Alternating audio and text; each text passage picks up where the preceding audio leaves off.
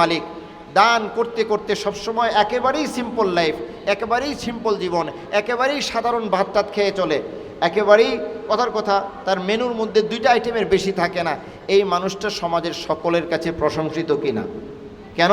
কারণ তার কাছে সম্পদ ছিল, সেটা সে তার জন্য রাখে নাই, সে সম্পদের অধিকারী ছিল, মালিক ছিল, সব কিছু বিলাই দিছে, সমাজের সমস্ত মানুষ তাকে নিয়ে বাহবা দেয়। এরকম মানুষ আমরা সমাজে দেখি না। তাহলে ধনী মানুষটা গরিব হয়ে থাকলে সে প্রশংসিত হয়, গরিব মানুষটা ধনী হইতে চাইলে গরিব থাকলে তাকে সমাজের লোকেরা কী করে? খারাপ চোখে দেখে। তাহলে আমাদের রাসূল সাল্লাল্লাহু আলাইহি ওয়াসাল্লাম ছিলেন ধনী কিন্তু ইচ্ছাকৃতভাবে গরিব। তাহলে বলেন তো রাসূল সাল্লাল্লাহু আলাইহি ওয়াসাল্লাম ধনী ছিলেন না গরিব ছিলেন? আবার উত্তর দেন। ইচ্ছাকৃতভাবে গরিব ছিলেন। বলেন আমাদের নবী কি ছিলেন? কিন্তু মূলত তিনি কি ছিলেন? কেন? যাতে করে আমাদের নবী সকলের জন্য আদর্শ হইতে পারেন। সুবহানাল্লাহ। আল্লাহ রাসূল যদি খালি ধনী হইতেন তাহলে আমরা যারা গরিব তাহলে কি আমরা রাসূলের মতো হতে পারতাম? চাইলেও হতে পারতাম? আমাদের জীবন, আমাদের জীবনের উপকরণ, আমাদের চলাফেরা কি রাসূলের মতো হতে পারতো? কখনোই না। আবার আল্লাহ রাসূল যদি নিতান্তই গরিব হইতেন, তার কাছে সম্পদ কখনোই না আসতো, তাহলে কি তিনি ধনীদের জন্য আদর্শ হইতে পারতেন? সুবহানাল্লাহ। আল্লাহ রাব্বুল আলামিন তাকে ধনী এবং গরিব সকলের জন্য আদর্শ বানিয়েছেন। সুবহানাল্লাহ। কেন? তিনি ইচ্ছাকৃতভাবে নিজের কাছে সম্পদ রাখেন নাই। একদিন আসরের নামাজ পড়েছেন। কোন নামাজ? আসরের নামাজ পড়ে দৌড় দিয়ে বাসায় গেছেন। হাদিসের শব্দ হলো ইয়াতাখাত্তাবু রিকাবাস সাহাবা, সাহাবায়ে কেরামের ঘাট টপকায় দৌড়ে গেছেন। এরপরে আবার খুব জলদি ফিরে আসছেন। সাহাবায়ে কেরাম সবাই আশ্চর্য হয়ে তাকায় রয়েছে। রাসূল জিজ্ঞাসা করলেন, তোমরা মনে হয় খুব আশ্চর্য হয়েছ? তারা বলে, জি হুজুর আশ্চর্য হয়েছে। এরকম তো কখনো করেন না, নামাজ পড়ে চট করে দৌড় মারেন না। তো রাসূল বলেন, দেখো আমার কাছে স্বর্ণের একটা কাঁচা স্বর্ণ রয়ে গেছিল, টুকরা রয়ে গেছিল, যেটা দান করা হয় নাই। এটা যেন রাত্রিটা আমার বাড়িতে না থাকে, এই জন্য দৌড়ে গিয়ে এটা আমি দান করে দিয়ে আসলাম। আমার ঘরে যেন কোনো স্বর্ণ টাকা পয়সা না থাকে। সুবহানাল্লাহ বলবেন না? অর্থাৎ একটা টাকার অংশ তার ঘরে থাকুক, এটা তিনি কখনো কি করেন নাই? চান নাই। আপনারা কি জানেন একটি হাদিস, মা তারাকা রাসূলুল্লাহ দিনারান ওয়ালা দিরহামান ওয়ালা আবদান ওয়ালা আমাতান। রাসূল করিম সাল্লাল্লাহু আলাইহি ওয়াসাল্লাম যখন মারা গেছেন, একটা দিনার, একটা দিরহাম, মানে দিনার মানে হচ্ছে স্বর্ণের টাকা, দিরহাম মানে হচ্ছে রূপার টাকা, ওয়ালা আবদান একটা গোলাম, ওয়ালা আমাতান একটা দাসী, কিছুই রাখে যান নাই তিনি। ইল্লা বাগলাতাহুল বাইদা, শুধু রাসূল সাল্লাল্লাহু আলাইহি ওয়াসাল্লাম রেখে গেছেন তার সাদা একটা খচ্চর, সেটা রেখে তিনি মারা গেছেন। মারা যাওয়ার সময় 1 টাকা তার কাছে ছিল না। আপনারা কি হাদিস শুনেছেন? আজকে শুনেন, সহিহ বুখারীর একাধিক জায়গায় আছে। আরেকটা হাদিস শুনেন, তুফিয়া রাসূলুল্লাহ সাল্লাল্লাহু আলাইহি ওয়াসাল্লাম ওয়া দিরউহু মারহুনাতুন ইনদা ইয়াহুদিয়াতিন বি30 সাআন। আল্লাহ রাসূলের যখন ইন্তেকাল হলো, তখন রাসূলের বর্ম বুঝেন? লোহার পোশাক, যুদ্ধের ময়দানে যেটা পরে যুদ্ধ করে, শত্রুর আক্রমণ হলে যেন লোহার মধ্যে লাগে, গায়ে না লাগে, এই জন্য দিরউন বা বর্ম পরতেন। এই বর্মটা একটা ইহুদির কাছে ছিল বন্ধক। কেন? কারণ ওই ইহুদির থেকে রাসূল 30 সা খাদ্য এনেছিলেন, যেটা পরিশোধ করতে পারেন নাই, পরিশোধ করার আগেই তার মৃত্যু হয়েছে। তো রাসূল করিম সাল্লাল্লাহু আলাইহি ওয়াসাল্লাম, আমি জানতে চাইলাম, একটা দিনার একটা দিরহাম তো রেখে তো জানি নাই, তাহলে মৃত্যুর সময় তিনি কি ছিলেন? ঋণগ্রস্ত ছিলেন, ঠিক কিনা? এটা তো জানলাম। মৃত্যুর সময় কি ছিলেন? তাহলে আল্লাহ রাসূলের চেয়ে কি তুলনামূলকভাবে আমরা ধনী না গরিব? কথা কয় না। কেমনে রাসূলের চেয়ে গরিব কেমনে হইলাম? রাসূলের তো কিছু নাই, আমাদের তো ব্যাংকে টাকা আছে, আমাদের মাটির ব্যাংকে টাকা আছে, এমনি ব্যাংকে টাকা আছে, বিভিন্নভাবে টাকা আছে, ঠিক কিনা? আল্লাহ রাসূল সাল্লাল্লাহু আলাইহি ওয়াসাল্লাম আমাদের জন্য অনেক বড় একটা আদর্শ। তিনি ধনীদের জন্য আদর্শ, গরিবদের জন্য আদর্শ, গোটা মানবতার সকলের জন্য আল্লাহ রাব্বুল আলামিন তাকে আমাদের জন্য আদর্শ বানিয়ে পাঠাচ্ছেন। বলেন আলহামদুলিল্লাহ। আমরা যে রাসূলকে পেলাম, বা রাসূল সাল্লাল্লাহু আলাইহি ওয়াসাল্লাম যে আমাদের জন্য আদর্শ হলেন, এটা আমাদের জন্য সৌভাগ্য কিনা? এই সৌভাগ্যটা শুধু উম্মত হওয়ার কারণে, নাকি এই সৌভাগ্যটা তখন হবে যদি আমাদের জীবনে তার কর্মকাণ্ডগুলো আমরা বাস্তবায়ন করতে পারি? মোহতারাম হাজিরিন, আমাদের জীবনে যদি তার কর্মকাণ্ডগুলোকে আমরা বাস্তবায়ন করতে পারি তাহলেই আমরা প্রকৃত সৌভাগ্যবান হব। আর যদি তার কর্মকাণ্ডগুলো আমাদের কর্মকাণ্ডের সাথে কোনো না মিলে, তিনি একভাবে চলেছেন, একভাবে করেছেন, একভাবে জীবনযাপন করেছেন, আমরা ঠিক বিপরীতটা করি, তাহলে কি আমরা নিজেকে সৌভাগ্যবান বলে দাবি করতে পারবো? মোহতারাম হাজিরিন, আমার কথা শুনতেছেন? তাহলে কি আমরা সৌভাগ্যবান হতে পারবো? পারবো না। তাহলে আমাদের সৌভাগ্যবান হওয়ার জন্য শর্ত হলো এটা, তার সাথে আমাদের জীবনটাকে মিলানো এবং প্রতিটা কাজে মিলানো। প্রতিটা কাজে যদি আমি মিলাতে পারি তাহলে আজকের এই মাহফিল, মাদ্রাসা, মসজিদ, দ্বীনি আলোচনা সার্থক হবে। যদি আমি শত বছর যাবৎ, অনেক বছর যাবৎ, 10 বছর যাবৎ আমি বয়ান শুনছি, কিন্তু আমি কোনো দিন আমার জীবনটাকে মুহাম্মদুর রাসূলুল্লাহর জীবনের সাথে, আমার জীবনটাকে রাসূলের জীবনের সাথে, আমি স্বামী হওয়াটা রাসূলের স্বামী হওয়ার সাথে, আমি সন্তান হওয়াটা রাসূলের সন্তান হওয়ার সাথে, আমি কথার কথা সমাজের নেতা হওয়া রাসূলের নেতা হওয়ার সাথে মিলল না। মোহতারাম হাজিরিন, আমার এই 10 বছর আর 15 বছর বয়ান শুনে কোনো ফায়দা হবে না, ঠিক কি না? আমাকে মিলাতে হবে, আমাকে মিলাতে হবে। আমি যিনি বয়ান করছি আমাকে মিলাতে হবে। আপনারা যারা বয়ান শুনতেছেন আপনাকে মিলাইতে হবে যে আমার সাথে আমার রাসূল সাল্লাল্লাহু আলাইহি ওয়াসাল্লামের কতটুকু মিল। যার সাথে যতটুকু মিল হবে সে ততটুকু সফল, যার সাথে যতটুকু অমিল হবে সে ততটুকু ব্যর্থ। আমি এই কথা বলি না আপনাদের বয়ান শোনাটা নেকির কাজ না, অবশ্যই নেকির কাজ, কিন্তু এটা সার্থকতা নয়। আসল সার্থকতা হলো এই জীবনটাকে মুহাম্মদুর রাসূলুল্লাহ সাল্লাল্লাহু আলাইহি ওয়াসাল্লামের জীবনের সাথে মিলানোর চেষ্টা করি। আফসোস যে আমরা এইটা খুব কম করি। ওয়াজ শুনতে ভালো লাগে, শুনি, চোখে পানি আসে, কান্না করি, বক্তার যে যুক্তিগুলো সেগুলো আমাদের কাছে ভালো লাগে, শুনি, কিন্তু আমার জীবন সেই যেরকম ছিল আগে, গতকালও, আজকেও সেরকম, পরশুদিনও সেরকম, আমার জীবনের মধ্যে তেমন কোনো পরিবর্তন আসে না। রাসূল করিম সাল্লাল্লাহু আলাইহি ওয়াসাল্লামের সাহাবায়ে কেরামের জীবনে একেবারেই হুবহু ওই পরিবর্তনগুলোই হয়েছিল যেই পরিবর্তনগুলো রাসূল সাল্লাল্লাহু আলাইহি ওয়াসাল্লামের জীবনের মধ্যে ছিল। আল্লাহ রাব্বুল আলামিন আমাদেরকে এই বিষয়টাকে ভাবার, এই বিষয়টাকে চিন্তা করার, আমার আগে মাসুদুল করিম সাহেব বয়ান করেছেন, তার আগে মাগরিবের পরে বয়ান হয়েছে, আমার পরে আইয়ুবী সাহেব বয়ান করবেন। যে কোনো একটা বয়ান, যে কোনো একটা আলোচনাকে আমি সিদ্ধান্ত গ্রহণ করি এই আলোচনাটার আলোকে, এই আলোচনাটাকে সামনে নিয়ে ওইটার মতো করে আমি আমার জীবনকে গঠন করার চেষ্টা করব। কমস কম পুরোটা না পারি আমি চেষ্টা তো করবো ইনশাআল্লাহ, ঠিক না? চেষ্টা করার পরে মানুষ যদি না পারে তাহলে আল্লাহ রাব্বুল আলামিন তাকে ক্ষমা করবেন। উদাহরণস্বরূপ আমাদের অনেকের কোরআন সহি না, কোরআন শুদ্ধ না, ঠিক না? কিন্তু চেষ্টা করছে শুদ্ধ করার জন্য, সে উস্তাদের কাছে বসছে, শুদ্ধ করার জন্য প্রশিক্ষণে অংশগ্রহণ করেছে।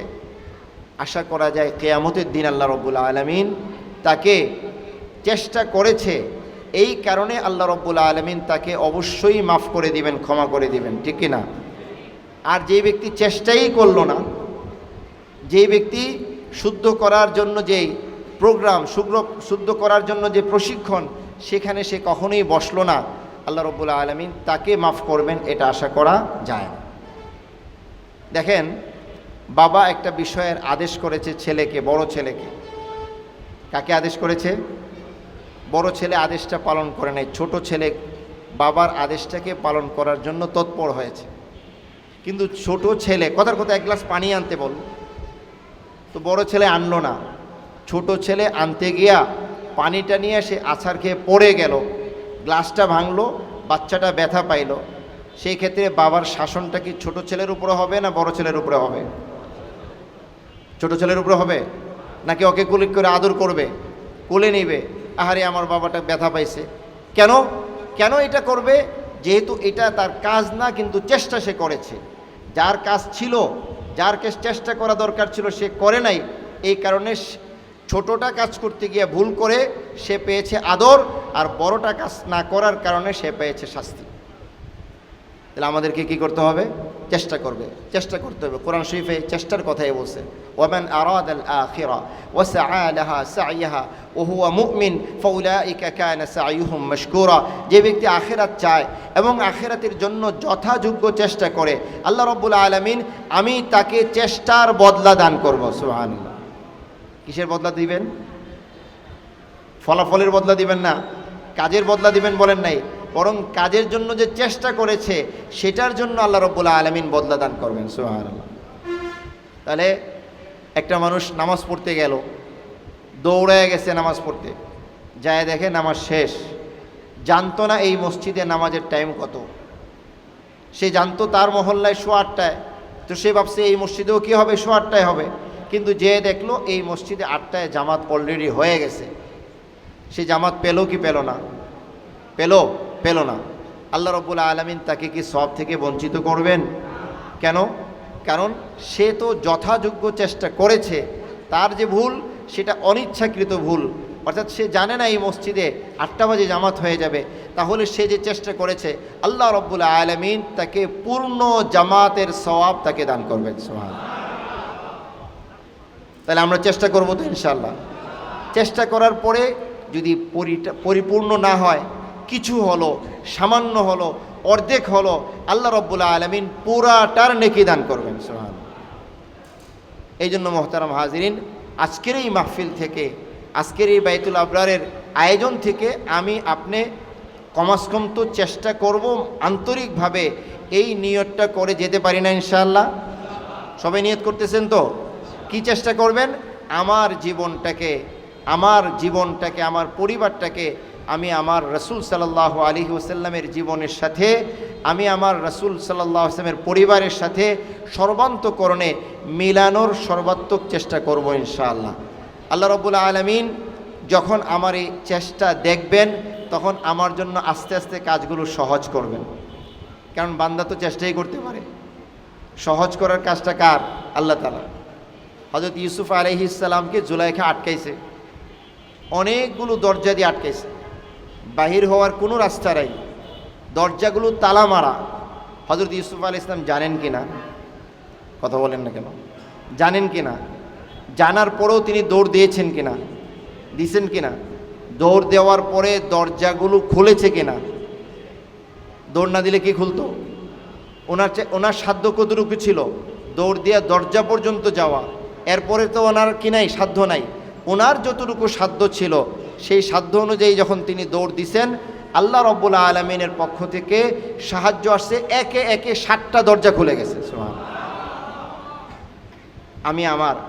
আপনি আপনার সামর্থ্য অনুযায়ী যখন চেষ্টা করবেন, আপনার বিবির সাথে আস্তে করে কথা বলেন, পরামর্শ করেন, আপনার ছেলের সাথে কথা বলেন, মেয়ের সাথে কথা বলেন, বাবা, মেয়ে, স্ত্রী, প্রিয়তমা, তাদের সবার সাথে কথা বলেন যে আজকে আমরা বয়ান শুনেছি, আমরা আমাদের জীবনটাকে আল্লাহর রাসূল সাল্লাল্লাহু আলাইহি ওয়াসাল্লামের জীবনের সাথে মিলানোর চেষ্টা করার ওয়াদা করেছি। চেষ্টা করার কি করেছি? ওয়াদা করেছি। মুহতারাম হাজিরিন, এই যে ওয়াদা করেছেন সেই অনুযায়ী যদি আপনি মিলানোর চেষ্টা করেন, ইনশাআল্লাহ আল্লাহ রাব্বুল আলামিন আপনার জন্য কি করে দিবেন? সহজ করে দিবেন।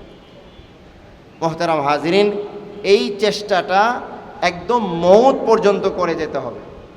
এই চেষ্টাটা কতদিন করে যেতে হবে? মৃত্যু পর্যন্ত। একদিনের জন্য এই চেষ্টা থামানো যাবে না। কারণ আমাদের যারা শত্রু, আমাদের যে শত্রু ইবলিস, সে কিন্তু একদিনের জন্য আমাদেরকে রেহাই দেয় না।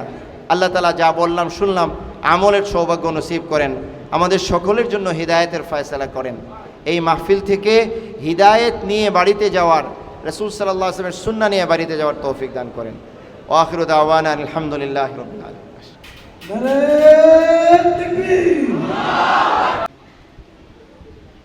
আলহামদুলিল্লাহি নাহমাদুহু ওয়া নাস্তাঈনুহু ওয়া নাস্তাগফিরুহু ওয়া নু'মিনু বিহি ওয়া নাতাওয়াক্কালু আলাইহি ওয়া নাউযু বিল্লাহি মিন শুরুরি আনফুসিনা ওয়া মিন সাইয়্যাতি আ'মালিনা।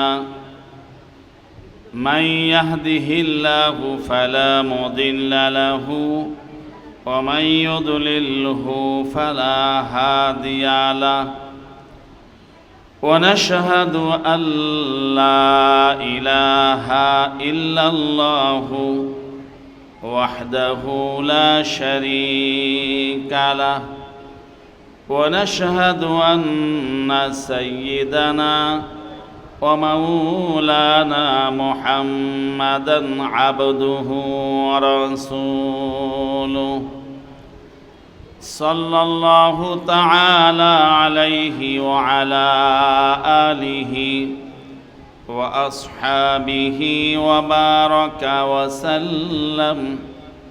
وسلم تسليما كثيرا كثيرا أما بعد فأعوذ بالله من الشيطان الرجيم بسم الله الرحمن الرحيم أتل ما أوحي إليك من الكتاب وأقم الصلاة إن الصلاة تنهى عن الفحشاء والمنكر ولذكر الله أكبر والله يعلم ما تصنعون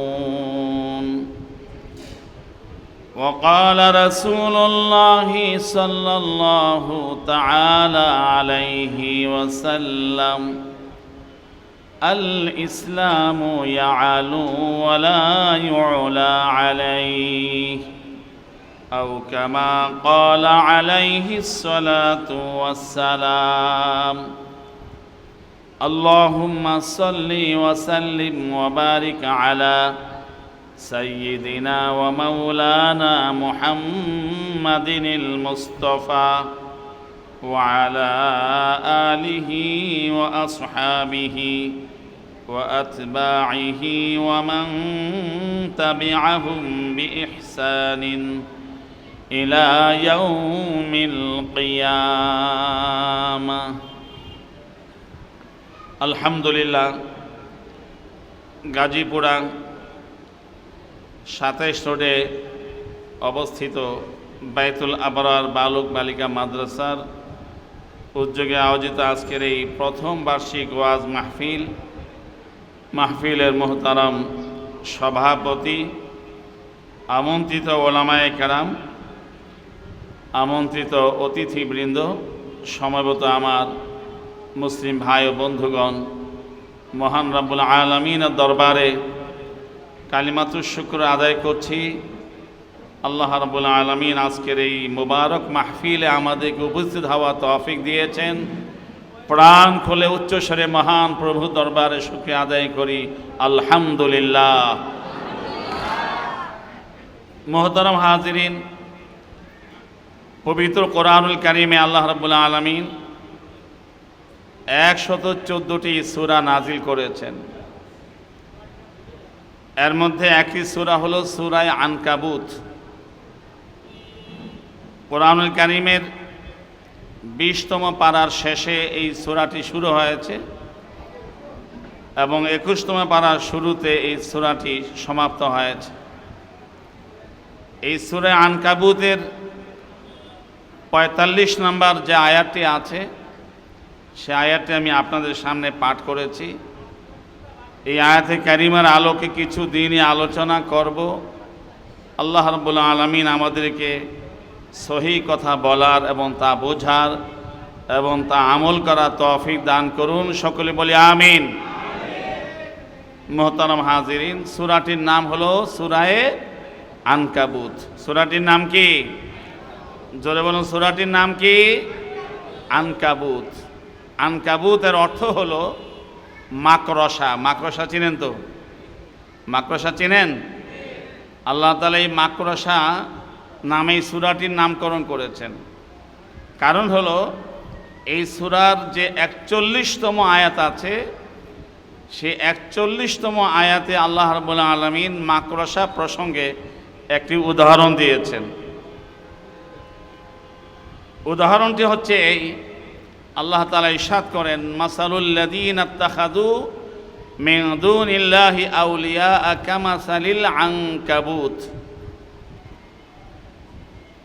ইত্তাখাযাত বাইতা ওয়া ইন্না আওহানাল বুয়ুতি লাবাইতুল আনকাবুত লাউ কানু ইয়ালামুন।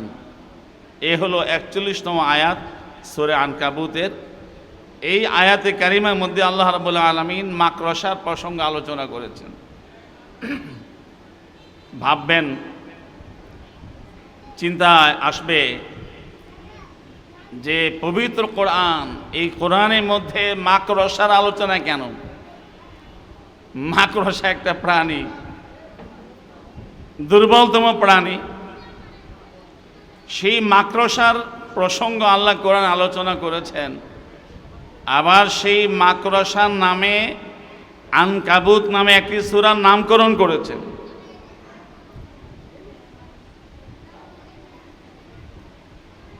মানুষের ভাবনায় যেমন এই সূরার নামটি শুনলে এই প্রশ্ন জাগে, এই প্রশ্ন এই কোরআন যখন নাজিল হয়েছিল তখনও জেগেছিল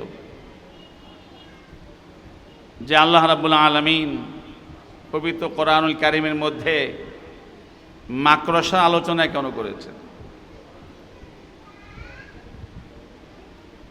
মাকড়সার আলোচনা করেছেন একটি উদাহরণ দেওয়ার জন্য। কি দেওয়ার জন্য? আপনারা আলোচনা বুঝতেছেন? তাহলে আওয়াজ করেন, কি দেওয়ার জন্য? উদাহরণ, দৃষ্টান্ত দেওয়ার জন্য। কিসের দৃষ্টান্ত? পৃথিবীতে দুটি শক্তি আছে।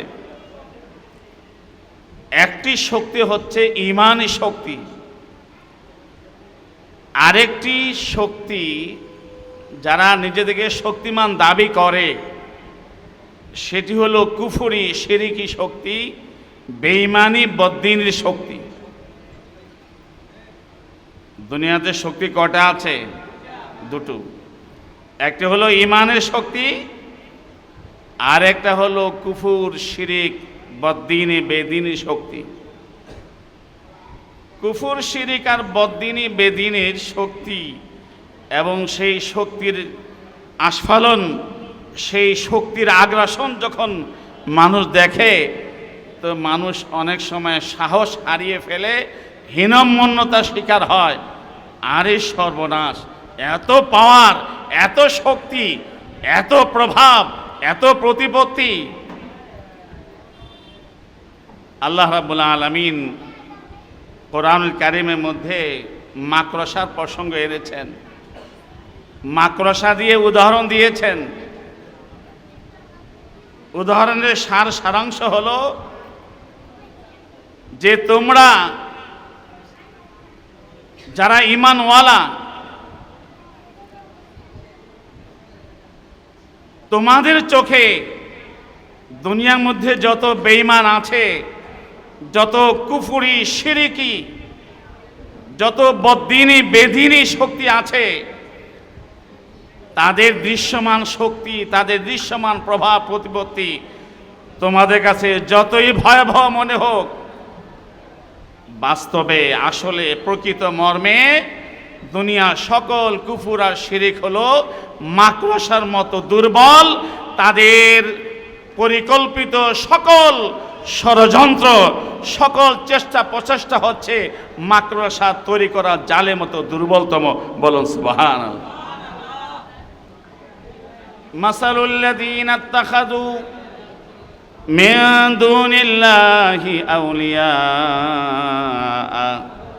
কামাসালিল আনকাবুত ইত্তাখাযাত বাইতা ওয়া ইন্না আওহানাল বুয়ুতি লাবাইতুল আনকাবুতি লাউ কানু ইয়ালামুন।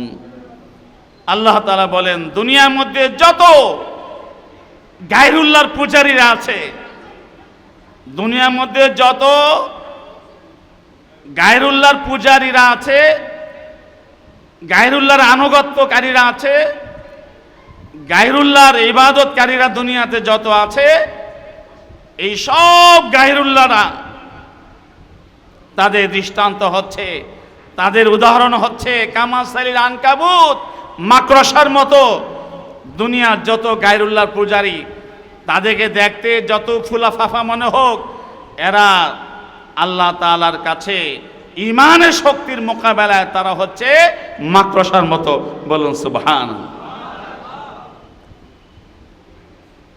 এই মাকড়সা সম দুনিয়া সকল বাতিল, এই মাকড়সা সাদৃশ্য দুনিয়া সকল কুফরি শক্তি, শিরকি শক্তি, ইত্তাখাযাত বাইতা, যত ষড়যন্ত্র করুক, যত ষড়যন্ত্রের তারা নানান ফন্দি ফিকির করুক, তারা যত রকমের পরিকল্পনা করুক, আল্লাহ বলেন যে তাদের সকল ষড়যন্ত্র, তাদের সকল কলা কৌশল, তাদের সকল পরিকল্পনা ওই মাকড়সার জাল বোনার মতো, মাকড়সার ঘর বানার মতো। বলুন সুবহানাল্লাহ।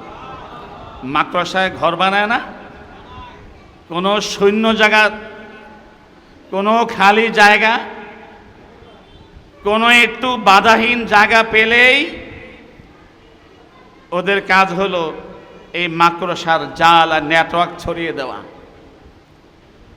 দুটি বাঁশ পেয়ে গেছে, মাঝখানে একটু ফাঁকা জায়গা আছে, কি করবে? এই বাঁশ থেকে এই বাঁশে, এই বাঁশ থেকে এই বাঁশে, এই কঞ্চি থেকে এই কঞ্চিতে, এই কঞ্চি থেকে এই কঞ্চিতে ঘোরাফেরা করে তাদের এই নেটওয়ার্ক ছড়িয়ে দেয়, বাসা তৈরি করে। ইত্তাখাযাত বাইতা। আল্লাহ তাআলা বলেন ওয়া ইন্না আওহানাল বুয়ুতি লাবাইতুল আনকাবুত। দুনিয়ার মধ্যে যত নেটওয়ার্ক আছে, দুনিয়ার মধ্যে যত ঘাঁটি আছে, দুনিয়ার মধ্যে যত আড্ডা আছে, দুনিয়ার মধ্যে যত স্থাপনা আছে, দুনিয়ার মধ্যে যত রকমের পরিকল্পনার কেন্দ্রবিন্দু আছে, সবচেয়ে দুর্বলতম ঘাঁটি হলো, সবচেয়ে দুর্বলতম স্থাপনা হচ্ছে মাকড়সার বাসা। কথা ঠিক কিনা? সুতরাং দুনিয়ার যত কুফরি শক্তি আছে, যত শিরকি শক্তি আছে, দুনিয়ার মধ্যে যত বেঈমান আছে, তাদের সামষ্টিক শক্তি আল্লাহ বলেছেন এটা মাকড়সার মতো দুর্বল, মাকড়সার ঘরের মতো দুর্বলতম তাদের সকল কলা কৌশল, তাদের সকল ষড়যন্ত্র। কিন্তু সেই মাকড়সাকে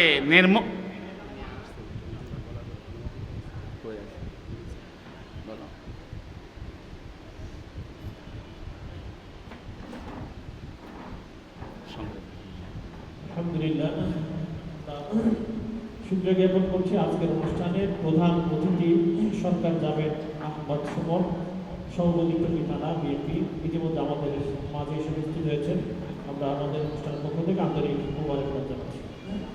তো বলছিলাম যে মাকড়সার ঘর, মাকড়সার বাসা সবচেয়ে শক্তিশালী, ঠিক কিনা? দেখি আপনাদের মনোযোগটা কি আছে। মাকড়সার ঘর, মাকড়সা বাসা সবচেয়ে শক্তিশালী তো না? কি সবচেয়ে দুর্বলতম যদি কোনো ঘর থাকে, নরবরে যদি কোনো ঘর থাকে, দুর্বলতম যদি কোনো স্থাপনা থাকে, সেটার নাম কি? সেটার নাম মাকড়সার ঘর। কে বলেছেন? আল্লাহ বলেছেন। বাস্তব আমরা তাও দেখি,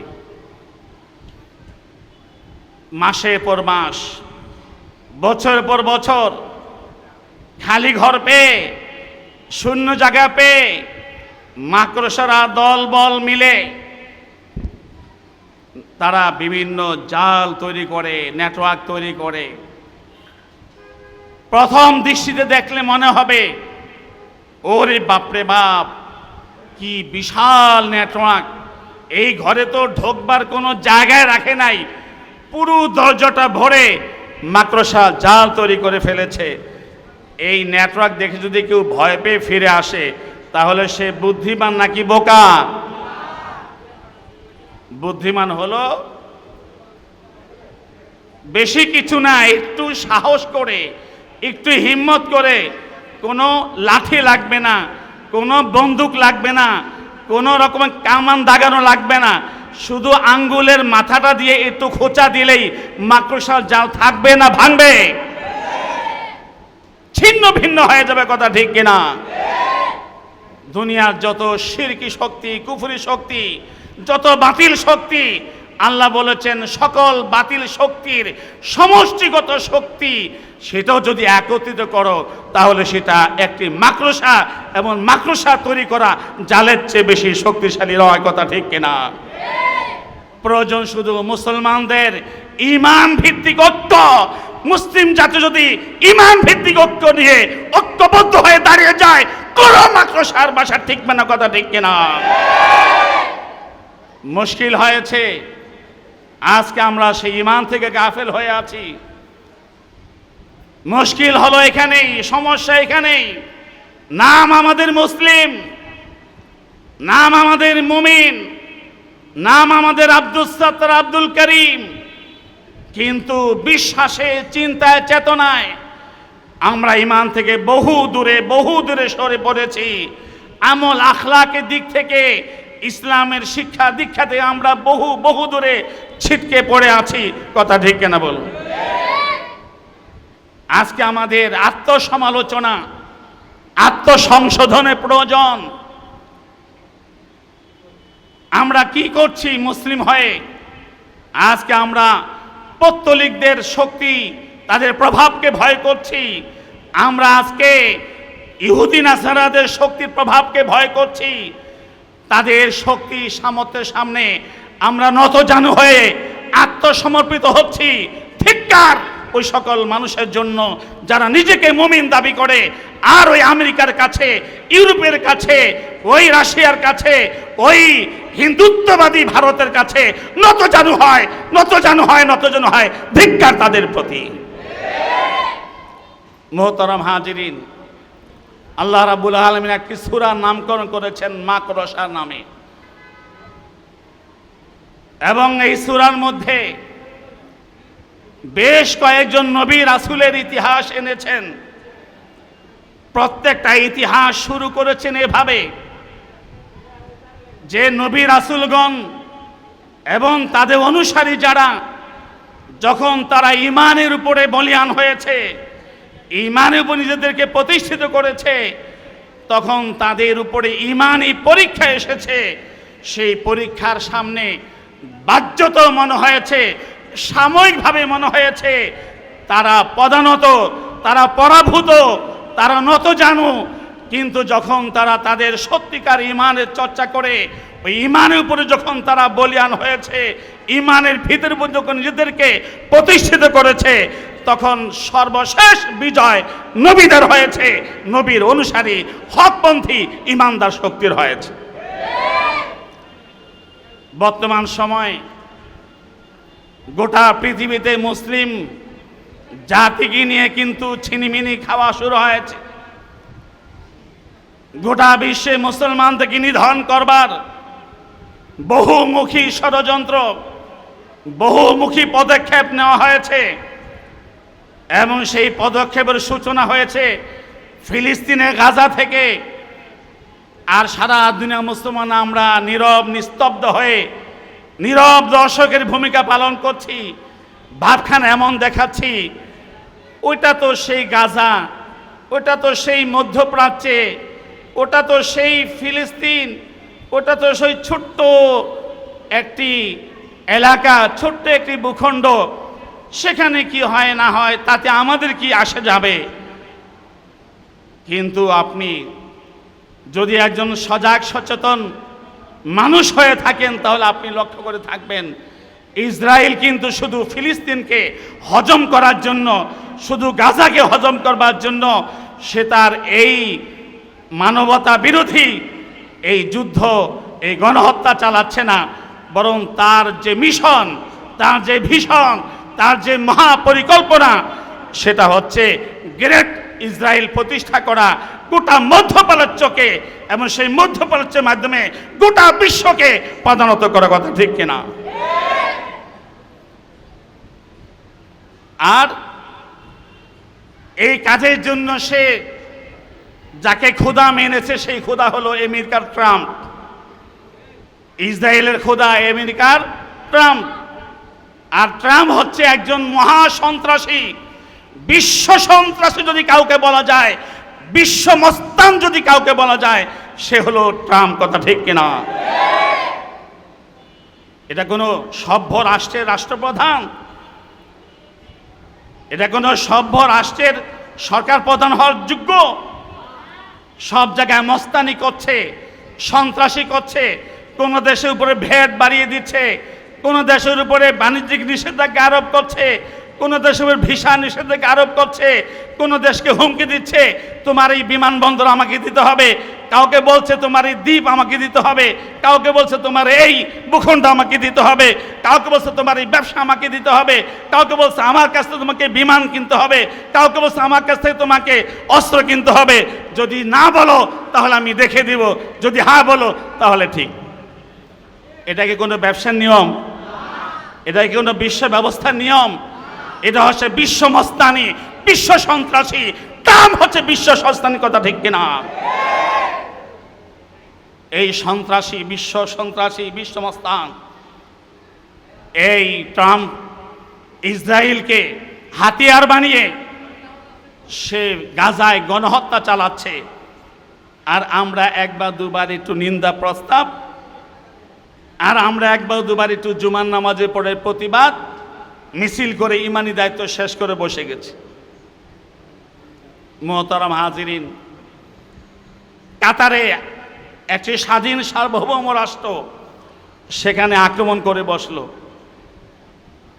এই আরব দেশগুলো কি অ্যাকশন, কি রিয়াকশন? এর প্রতিবাদে, এর প্রতিক্রিয়া তারা কি করলো? একটা মিটিং ডেকে নিন্দা প্রস্তাব,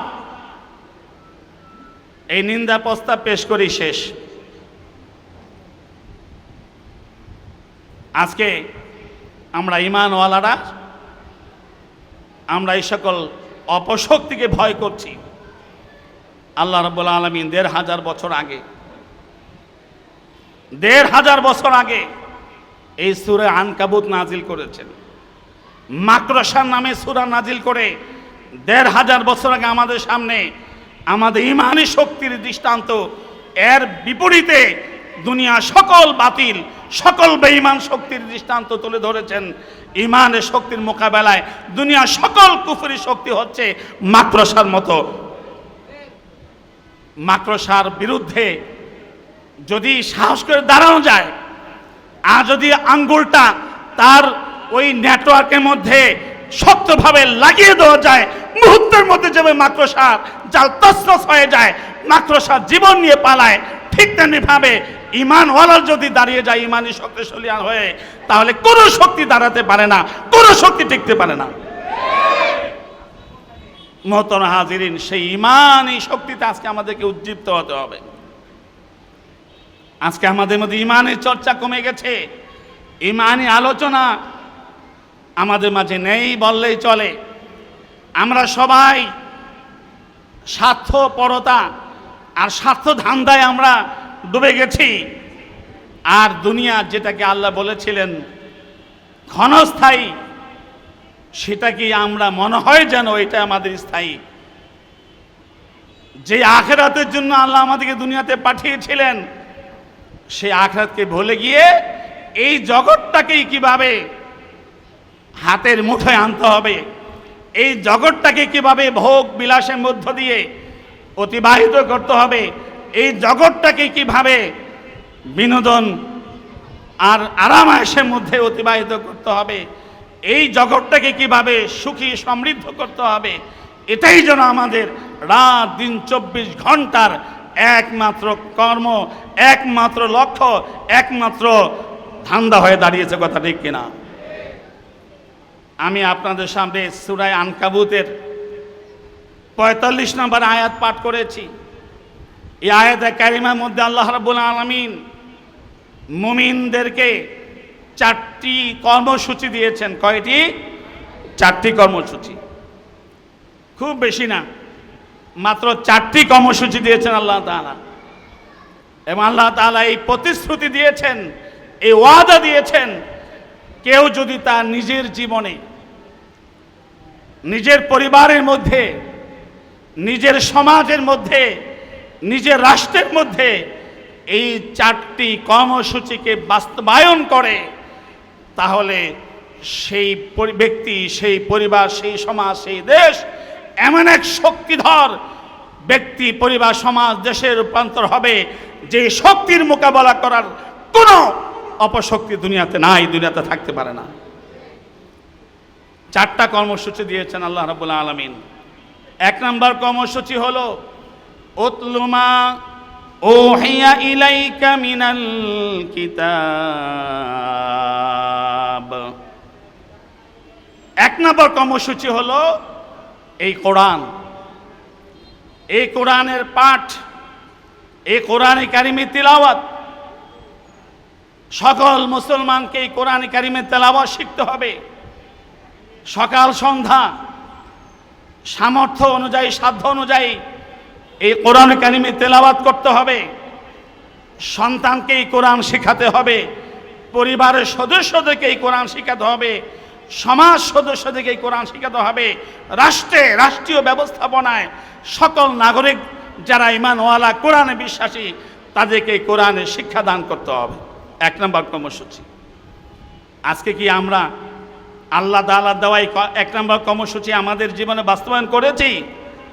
খুব হাতে গোনা, খুবই হাতে গোনা, নগণ্য সংখ্যক যারা কোরআন পড়তে জানে কিংবা সন্তানকে কোরআন শিক্ষা দিয়েছে। আমাদের 92 জন শতকরা মুসলমানদের দেশ, এ কথা যেমন সত্য, সঙ্গে এই কথাটাও শতভাগ সত্য যে হাজার মুসলমান দাবিদারের মধ্যে 2-5 জন পাওয়া মুশকিল যারা শুদ্ধ কোরআন পড়তে জানে। কথা ঠিক কিনা? আজকে আমরা কোরআন পারি না, কোরআনের সাথে আমাদের শক্তি সম্পর্ক নাই, অথচ সমস্ত পাওয়ার, সমস্ত শক্তির উৎস হচ্ছে এই কোরআনে কারীম, যেটা আল্লাহ দুনিয়াতে দিয়েছেন। ইন্না হাযাল কোরআন ইয়াহদি লিল্লাতি হিয়া আকওয়াম। সবচেয়ে শক্তিশালী, সবচেয়ে সুগঠিত, সবচেয়ে সুসংগঠিত জীবন যাপনের ব্যবস্থা এই কোরআন দেখায়। বলুন সুবহানাল্লাহ। সেই কোরআন শিক্ষা আজকে আমাদের মধ্যে নাই। এই কোরআন শিক্ষা সমাজে প্রচার প্রসার পাবে, এই কোরআন শিক্ষা সমাজে আরো বাড়বে, আরো বিস্তৃত হবে, সেটা দূরের কথা। আমরা ভেবেছিলাম জুলাই বিপ্লবে, আগস্টের এই গণ অভ্যুত্থানের পরে একটি পরিবর্তিত পরিবেশে একটি পরিবর্তিত সরকার আসছে। সেই পরিবর্তিত সরকারের মাধ্যমে আমাদের এই শিক্ষা ব্যবস্থার মধ্যে, আমাদের সমাজ ব্যবস্থার মধ্যে, আমাদের রাষ্ট্র ব্যবস্থার মধ্যে একটা পরিবর্তন হবে। কিন্তু আমরা কি দেখছি? যেটা দেখছি সেটা বড় দুঃখজনক। যেটা দেখছি সেটা হলো এদেশের কোনোদিন কোনো জনগণ এই দাবি করেনি যে আমাদের সন্তানদেরকে আমরা স্কুলে দিয়েছি, আমাদের সন্তানদের জন্য স্কুলের মধ্যে গানের শিক্ষক দাও, আমাদের বাচ্চাদের গান শিখাইতে হবে, আমাদের বাচ্চাদের জন্য নাচের শিক্ষক দাও, আমাদের বাচ্চাদেরকে নাচ শিখাইতে হবে। আমরা আমাদের বাচ্চাদেরকে স্কুলে পাঠিয়েছি গান শেখাবার জন্য, নাচ শেখাবার জন্য। এই জন্য প্রেস ক্লাবে কি কোনো দিন মানববন্ধন আপনারা দেখেছেন যে কোনো জনগোষ্ঠী সেখানে একত্রিত হয়ে দাবি করেছিল যে আমাদের ছেলেদেরকে, আমাদের মেয়েদেরকে স্কুলে দিয়েছি গান শেখাবার জন্য, নাচ শেখাবার জন্য, তাদের জন্য গানের শিক্ষক নিয়োগ দাও, নাচের শিক্ষক নিয়োগ দাও? এ ধরনের একটি দৃষ্টান্ত কি আছে? পক্ষান্তরে বছরের পর বছর, যুগের পর যুগ ধরে এদেশের তৌহিদি জনতা, শতকরা 90-92 জন এদেশের নাগরিক, তাদের নাগরিক অধিকার বলে, মানবাধিকার বলে, ধর্মীয় অধিকার বলে এই দাবি বারবার উচ্চারণ করে আসছে। আমাদের প্রাইমারি স্কুলগুলোতে, প্রাইমারি সেকশনে আমাদের বাচ্চাদেরকে শুদ্ধভাবে কোরআন শেখাবার জন্য, তাদের ধর্মীয় শিক্ষাটাকে শুদ্ধভাবে শেখাবার জন্য ধর্মীয় শিক্ষক কারি সাহেব নিয়োগ দেওয়া হোক। কথা ঠিক কিনা?